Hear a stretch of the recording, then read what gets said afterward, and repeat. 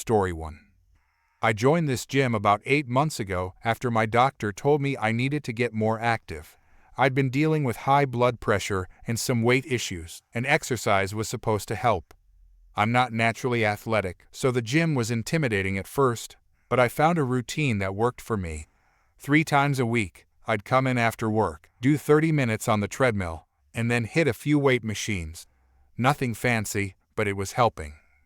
The gym itself is pretty basic.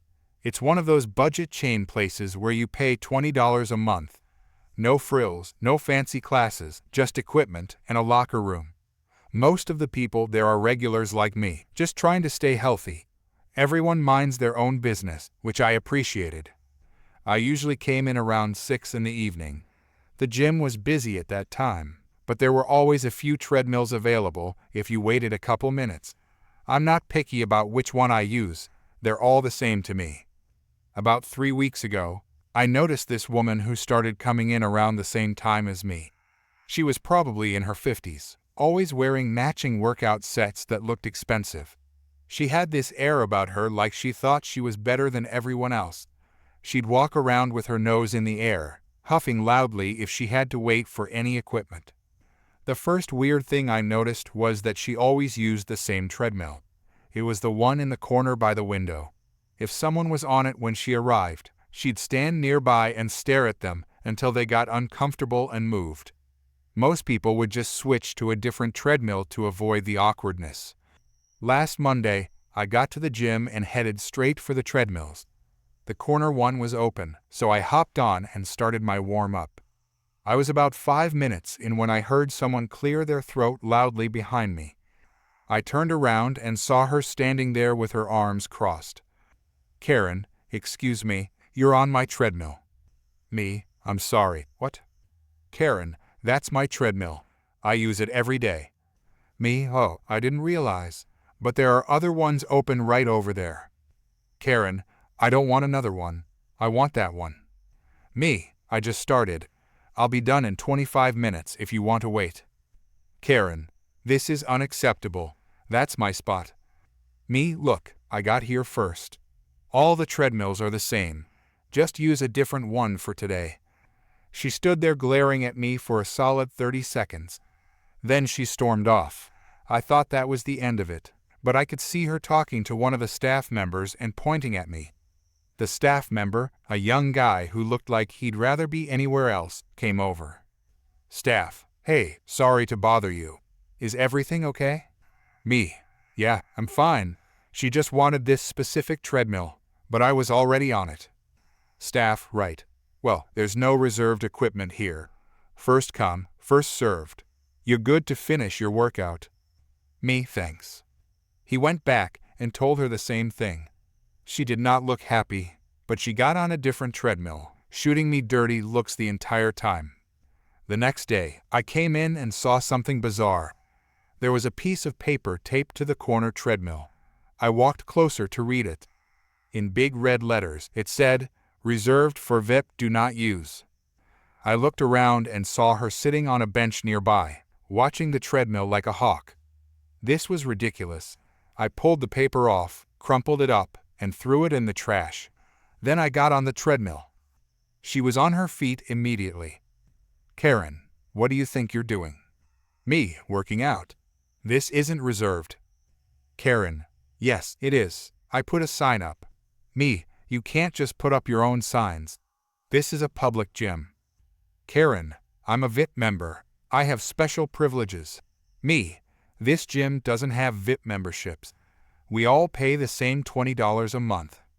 Karen, "That's not true. I've been a member for 5 years. I deserve special treatment." By now, other people were stopping their workouts to watch. She was getting louder and more worked up. Me, "Look, I'm not moving. If you have a problem, talk to the staff." Karen, "I am talking to the staff."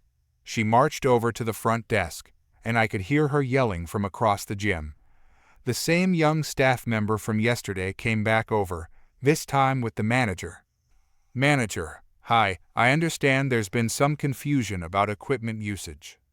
Karen, "This person keeps stealing my treadmill. I put up a reserve sign and they tore it down." Manager, ma'am, we don't allow members to reserve equipment. All machines are available on a first-come, first-served basis. Karen, but I'm a VIP. I've been coming here for years. Manager, we don't have a VIP membership tier. Everyone has equal access to all equipment. Karen, this is discrimination. I'm being targeted. Manager, no one is targeting you. These are the rules that apply to everyone. Me, I'm just trying to work out. I don't understand why this is such a big deal. Karen, because you're harassing me. This is fitness harassment. The manager looked like he was trying not to laugh. Manager, fitness harassment isn't a thing. And actually, you're the one causing a disturbance. If you can't follow the gym rules, I'm going to have to ask you to leave for today. Karen, you can't kick me out. I'll call corporate. Manager, you're welcome to do that. But right now, you need to either start working out quietly or leave the premises. She stood there shaking with rage. Then she pulled out her phone and started taking pictures of me on the treadmill. Karen, I'm documenting this. This is evidence of harassment. Manager, ma'am, stop taking photos of other members. That's actually against our policy and could get your membership revoked. Karen, fine. She shoved her phone in her pocket and stomped over to a different treadmill. She got on and started walking, but kept turning around to glare at me every few seconds. I finished my 30 minutes and moved on to the weight machines. The whole situation was so absurd that I couldn't stop thinking about it during the rest of my workout. The next day, I came in and saw that she'd escalated. She hadn't just taped one piece of paper to the treadmill. She'd covered the entire display screen with tape and papers that said VIP only, reserved, and do not touch. The staff were already pulling the papers off when I arrived. She was standing nearby, filming them on her phone. Karen, this is theft. You're stealing my property. Manager, these signs are not authorized. We've told you multiple times that you cannot reserve equipment. Karen, I'm calling the police. This is harassment. All of you are ganging up on me. Manager, ma'am, this is your final warning. If you continue this behavior, we will terminate your membership. Karen, you can't do that. I'll sue. Manager, actually, we can. It's in the membership agreement you signed. Disruptive behavior is grounds for termination. She started screaming about her rights and how she was being persecuted. Other gym members were starting to complain about the noise. The manager pulled out his phone and called someone. 10 minutes later, 2 police officers showed up. Apparently, this wasn't the first time they'd had to deal with her at this location. Officer, ma'am, we've responded to complaints about you here before. You need to leave now. Karen, I'm not leaving. This is my gym. Officer, it's private property, and the management is asking you to leave. If you refuse, you'll be arrested for trespassing. Karen, this is unconstitutional. Officer, no, it's not. You have 2 choices. Leave voluntarily or leave in handcuffs. She looked around at all of us watching her. Her face was bright red, and she had tears streaming down her cheeks. Karen, fine, I'm leaving. But my lawyer will hear about this. She grabbed her stuff and stormed out, still yelling about lawsuits and harassment. The officers followed her to make sure she actually left the property. The manager addressed everyone in the gym. Manager, sorry about that disruption, everyone. We've terminated her membership effective immediately. She won't be back. A few people actually clapped. I just went back to my workout, finally able to use any treadmill I wanted without drama. I kept coming to the gym 3 times a week like always. For about 2 weeks, everything was peaceful. Then one evening, I was on a treadmill when the manager came over with a weird smile on his face. Manager, hey, you remember that woman from a few weeks ago? Me, unfortunately, yes. Manager, she tried to come back today. Said she'd signed up for a membership under a different name at a different location in the chain, and that meant she could use any location. Me, what happened? Manager, corporate had already flagged her account across all locations. The moment she scanned her card, it triggered an alert. We had to call the police again. She's now banned from every gym in the entire chain nationwide. Me, wow. Manager, yeah, just thought you'd want to know you can use that corner treadmill without any more drama. I thanked him and finished my workout. I never saw her again after that, and the gym went back to being the peaceful, boring place I'd signed up for in the first place. Story 2. I've been working at this daycare center for about 3 years now. After graduating with my early childhood education degree, I spent a year bouncing between different centers trying to find the right fit. This place felt like home from day one. It's a small center, only about 30 kids total, and we focus on individualized care and development. The owners are hands-on and really care about both the kids and the staff. I work primarily with the infant and toddler room, ages 6 months to 2 years, which is my favorite age group. Every day is different, and watching these tiny humans learn and grow is incredibly rewarding. We had this one baby who'd been with us since she was about 7 months old. She was now 13 months and absolutely adorable. She was a happy kid, always smiling, loved playing with blocks and stuffed animals. Developmentally, she was doing just fine. She could pull herself up to stand, cruise along furniture, and say a few words like mama and ball. Every kid develops at their own pace, and she was right on track for her age. Around the same time, we got a new enrollment. Another 13-month-old, a little boy whose mom seemed nice enough at first. She did the tour, asked all the right questions about our curriculum and safety protocols, and signed him up to start the following Monday. The first day went smoothly. Her son was adjusting well, playing with toys and interacting with the other babies. But when she came for pickup, she lingered, watching all the kids play. Karen, which children are in my son's age group? Me, we have 4 kiddos between 12 and 14 months right now. They all play together during free time. Karen, that little girl over there, how old is she? She pointed to the baby girl I mentioned earlier. Me, she's 13 months, same age as your son actually. Karen, really? She seems behind.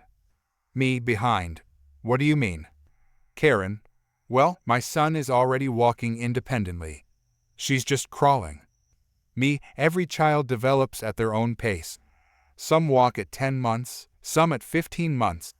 Both are completely normal. Karen, I suppose. But I'd prefer my son be around children who are at his level or above. You know, so he's challenged. Me, at this age, parallel play is completely normal. They're not really playing together yet, just alongside each other. Being around kids at different developmental stages is actually beneficial. Karen, we'll see. Over the next few days, she made similar comments. She'd ask which babies were the most advanced, which ones knew the most words, which ones could use utensils the best. It was exhausting. Then, about a week after her son started, she requested a meeting with me and the center director. Director, thanks for coming in. What can we help you with? Karen, I have some concerns about the classroom environment. Me, okay? What specifically? Karen, there's a baby in the room who's significantly less advanced than the others, and I'm worried she's bringing down the overall development level. Director, less advanced? Can you clarify? Karen, the little girl who's still crawling. My son is walking, and I've noticed a few other babies are too. She's clearly behind, and I don't think it's appropriate for her to be grouped with more advanced children. I felt my face getting hot. Me, that baby is developing completely normally for her age. Not walking at 13 months is not a developmental delay. Karen, but she's not reaching the milestones the other babies are reaching. Director, actually, walking can happen anywhere from 9 to 18 months and still be considered on track. We monitor all our children's development, and if we had any concerns, we'd discuss them with the parents and potentially refer them to early intervention services. Karen, that's all well and good, but I don't want my son held back by being around less capable children. Me, held back? They're babies. They're not competing for college admissions. Karen, Don't be condescending. I'm paying good money for quality childcare, and I expect my son to be in an environment that challenges him. Director, what exactly are you asking for?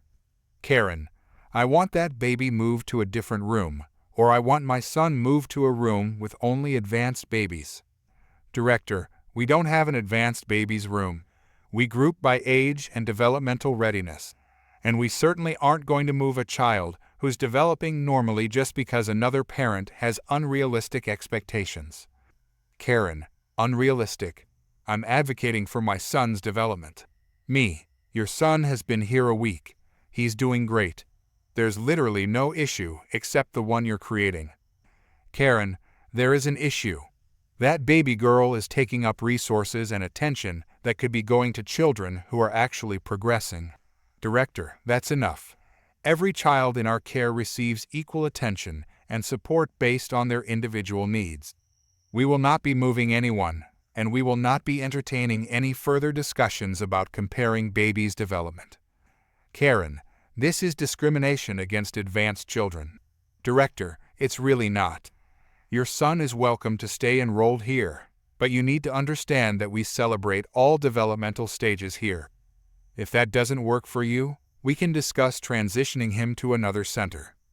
Karen, fine. Maybe I will find another center, one that actually values excellence. She stormed out.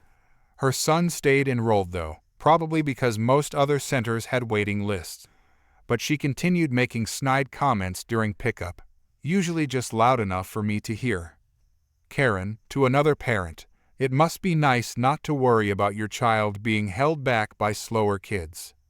Other parent, I'm sorry, what? Karen, oh, nothing. Just thinking out loud. The other parents weren't buying it. A few of them actually approached me to ask what was going on, and I had to professionally explain that I couldn't discuss other families, but that all the children were developing wonderfully.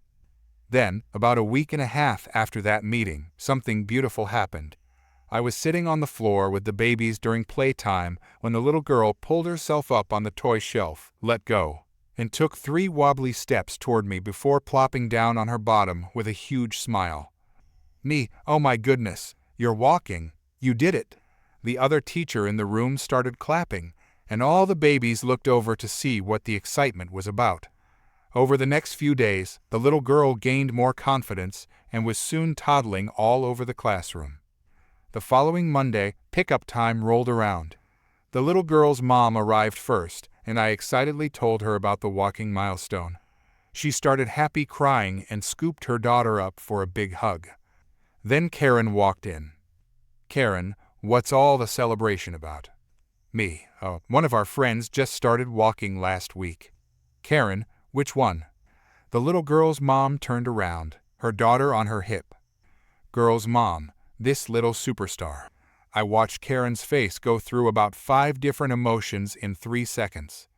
Karen, she's walking now. Girl's mom, yes, took her first steps last Monday and hasn't stopped since.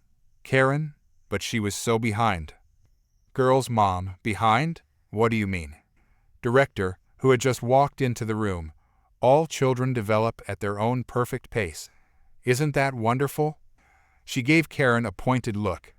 Karen grabbed her son and left without another word. Over the next month, Karen stopped making comments about other children's development.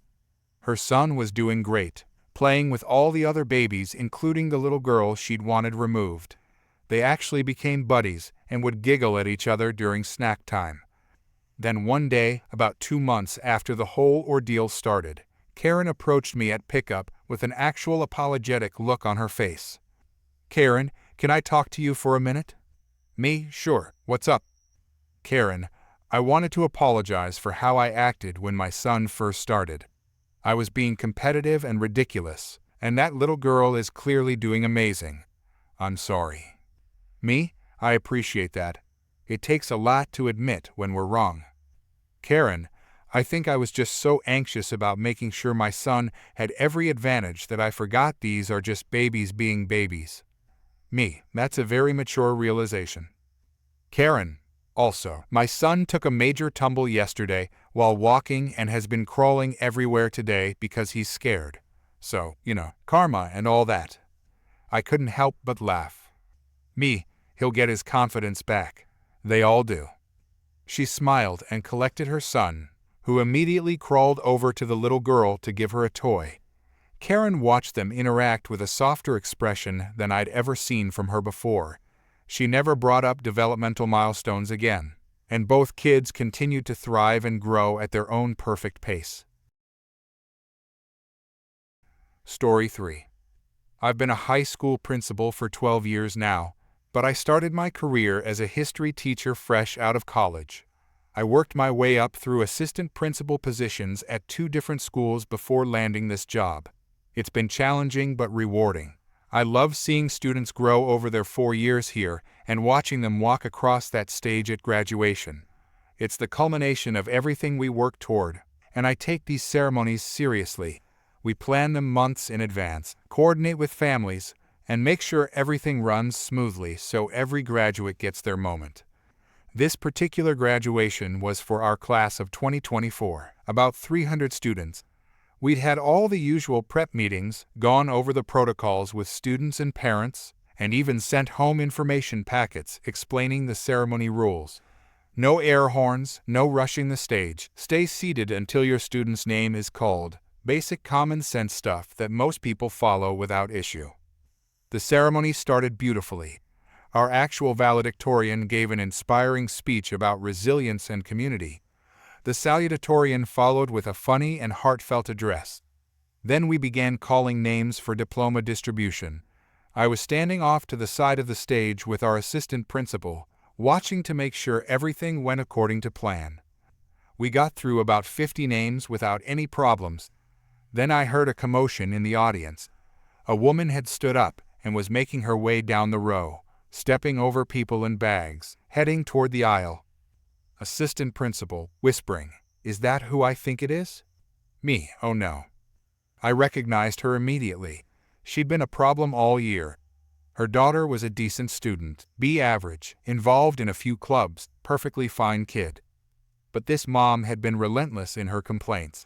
She demanded her daughter be moved to honors classes she wasn't qualified for, insisted she deserved leadership positions in clubs she barely participated in, and had even tried to get us to create a special award just for her daughter.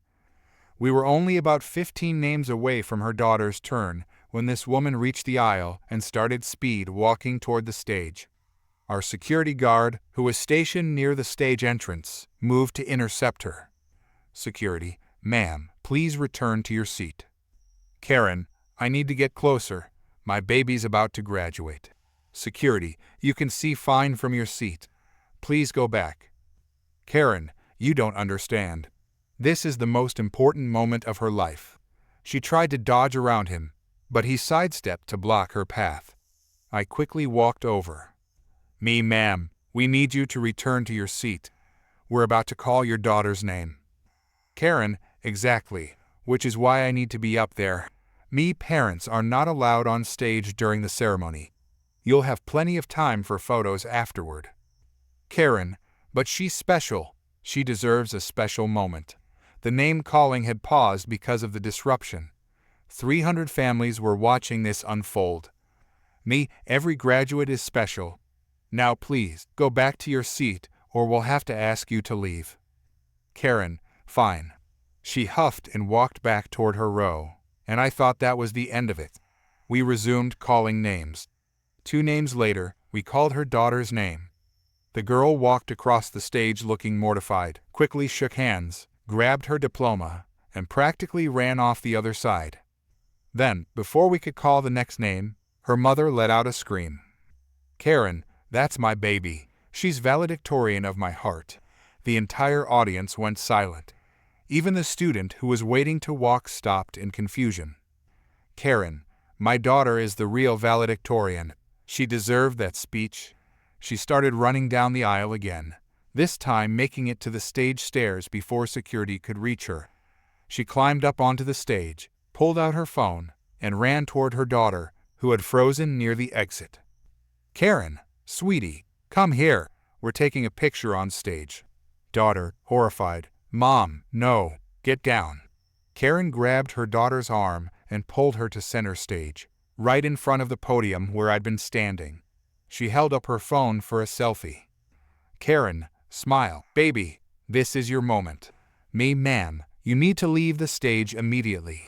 Karen, just one picture. Security reached the stage and started toward her. She was holding her phone up high, trying to get the angle right, while her daughter attempted to pull away. Karen, stop moving. You're ruining the picture. Daughter, you're ruining my graduation. Security, ma'am, let's go. He reached for her arm, but she twisted away. Karen, don't touch me. I'm documenting my daughter's achievement. Assistant principal, this is your final warning. Leave now or you'll be escorted out. Karen, I just need one good picture. Security grabbed her firmly by the arm and started walking her toward the stage stairs. She was still holding her phone up, trying to take pictures as she was being removed. Karen, this is assault. I'm being assaulted at my daughter's graduation. The audience was dead silent except for a few scattered gasps. Her daughter stood there in the middle of the stage, crying, while I quickly walked over to her. Me, quietly, are you okay? Daughter, through tears, I'm so sorry. I told her not to make a scene. Me, this isn't your fault. Why don't you go join your classmates? We'll continue the ceremony. She nodded and walked off stage as quickly as possible. Meanwhile, her mother was still struggling with security as he guided her down the aisle toward the exit. Karen, let go of me. I have a right to celebrate my child. You're all jealous because she's so accomplished. She should have been valedictorian. The system is rigged. Security finally got her to the exit doors and outside. We could still hear her yelling in the lobby for another minute before it went quiet. I returned to the podium and addressed the audience. Me, I apologize for that disruption. Let's continue celebrating our graduates. We resumed calling names, but the energy had definitely shifted. People were whispering and looking around. When we finally finished and dismissed the graduates, I went looking for the daughter. I found her outside with some friends, her face red and blotchy from crying. Me, hey, are you all right? Daughter, I'm so embarrassed.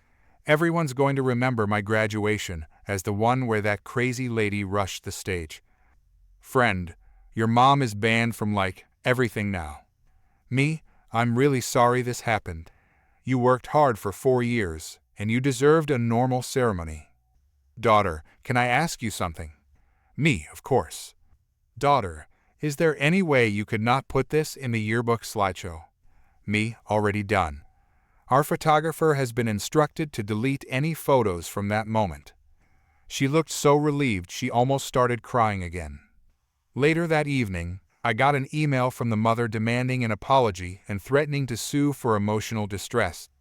I forwarded it to our district's legal counsel, who responded with a cease and desist letter and informed her she was banned from all school property for the next year. The best part? About 2 weeks later, I got a handwritten note from the daughter thanking me for handling the situation and apologizing again for her mother's behavior. She said she was heading to college 3 states away and was excited for a fresh start where nobody knew about the graduation incident. I kept that note in my desk as a reminder that sometimes the kids turn out great despite their parents' best efforts to derail them. Story 4. I'd been working at the nail salon for about 3 years, ever since I immigrated from Vietnam. My aunt owned the place and gave me a job when I first arrived. Even though my English wasn't great back then, it had gotten better over time, but I still got nervous talking to customers sometimes. My aunt always told me to be patient, to smile, and to do good work. Most customers were nice. Most days were fine. This was not one of those days. Karen came in on a Wednesday afternoon without an appointment. We weren't busy, so I took her. She wanted a gel manicure with a French tip design. Simple enough. I'd done hundreds of them. I finished the manicure in about 45 minutes. It looked perfect. Even my aunt glanced over and gave me an approving nod. I showed Karen the finished nails. Me, All done. What do you think? Karen stared at her nails for a long moment. Karen, the white tips aren't even. I looked closer. They were even. I'd measured them carefully. Me, they look even to me. See, all the same width. Karen, no, this one is slightly wider. I can tell. You need to redo it. Me, okay? No problem. I removed the polish from that one nail and redid it. Measured twice to make absolutely sure. Showed her again. Me, better. Karen, now that one doesn't match the others. The white is too bright. Me, it's the same polish. Same bottle. Karen, I can see the difference. Redo all of them. My aunt was watching now. She could tell this was going to be one of those customers. I redid all 10 nails. It took another 30 minutes. I was very careful with each one. When I finished, they were identical. Me, how about now? Karen, the shape is wrong. They're too square. I want them more rounded. Me, you said you wanted square shape when we started. Karen, I changed my mind. Round them. I filed all 10 nails into a rounded shape, reapplied the polish, showed her. Karen, the color is too white now. It needs to be more subtle. Use a different white. Me, this is our only white for French tips. It's the standard color. Karen, then mix it with something. Make it less white. Me, that's not how gel polish works. I can't mix colors. Karen, then you're not a very good nail tech, are you? My aunt stepped in.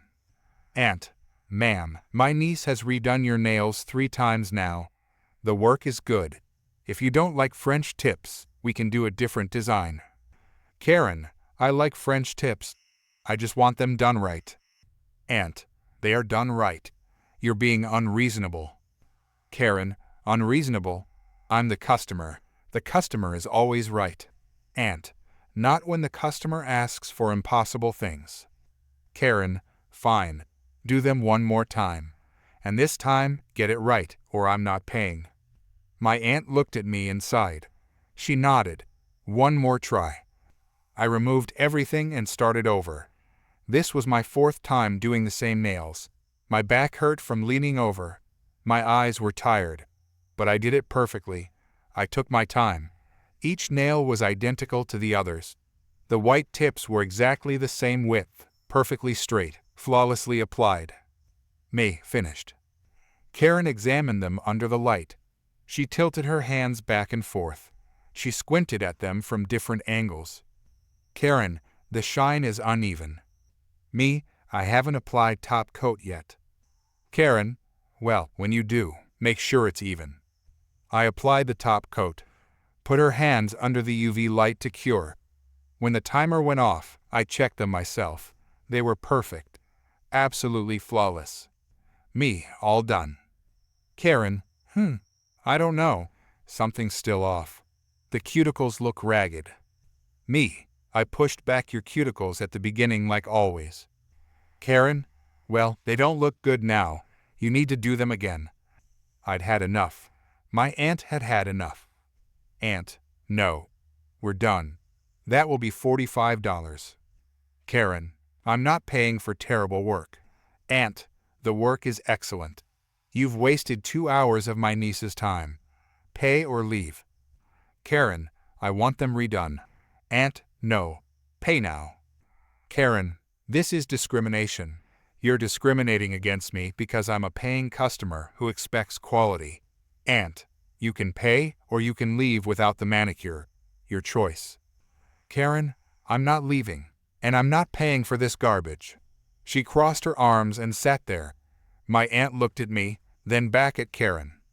Aunt, fine. I'm removing the polish. You can leave.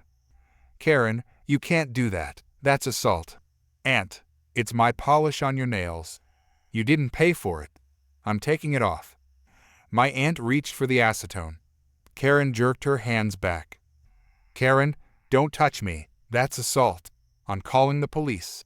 She pulled out her phone and actually dialed 911. My aunt and I just stared at each other in disbelief.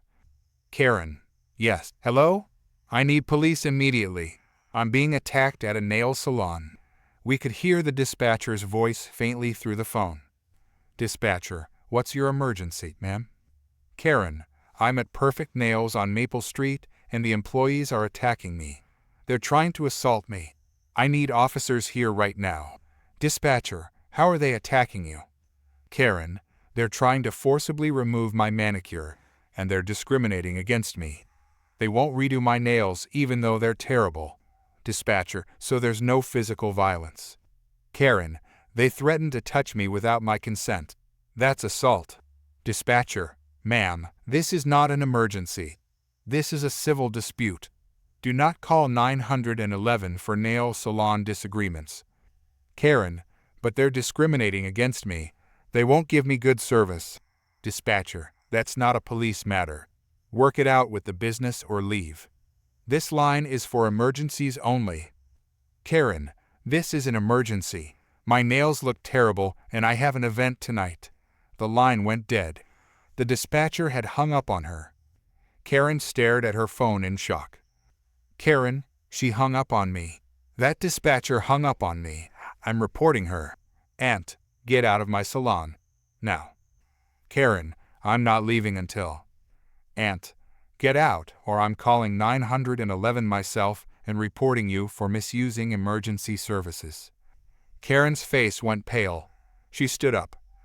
Karen, fine. I don't want these ugly nails anyway. She grabbed her purse and stormed toward the door. Then she turned back. Karen, I'm leaving a review. Everyone will know how terrible this place is. Aunt, good luck with that. Security cameras recorded everything. Karen looked up at the camera in the corner. She hadn't noticed it before. Her face turned red and she rushed out without another word. After she left, my aunt and I just looked at each other and started laughing. We couldn't help it. Aunt, she called 911 over a manicure. Me, the dispatcher hung up on her. Aunt, good for that dispatcher. The next day, Karen did leave a 1-star review claiming we were rude and did terrible work. My aunt responded with a calm explanation that the customer had demanded 5 complete redos over 2 hours and then called 911 when asked to pay. She also mentioned we had video footage if anyone wanted proof. 10 other customers left 5-star reviews that same week talking about how patient and skilled we were. One of them had been in the salon during Karen's meltdown and wrote a detailed account of what really happened. Karen's review got buried and marked as unhelpful by basically everyone who read it. Meanwhile, we got 3 new customers that week who specifically mentioned they chose us because of how professionally we'd handled the crazy situation.